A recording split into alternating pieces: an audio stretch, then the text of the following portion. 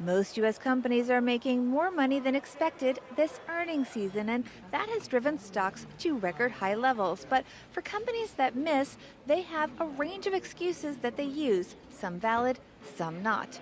Among the reasons for missing forecasts, the weather. Coca-Cola blamed the rain, saying people just didn't drink as much soda, though they do also sell water.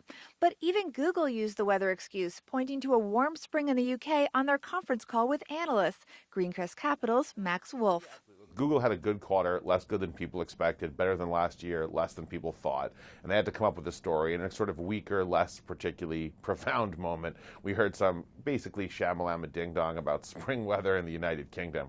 If Google's really is going to be earnings dependent on the spring weather patterns in the UK, given what we all know about weather in London, I think we should all be nervous.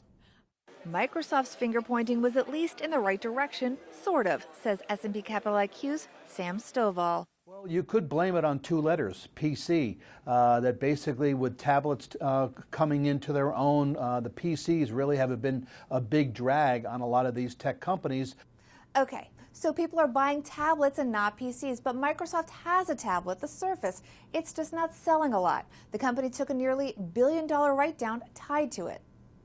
Another excuse, government cutbacks likely tied to the sequester. Verizon said most of its landline business losses were because the government was spending less. Valid, says Wolf.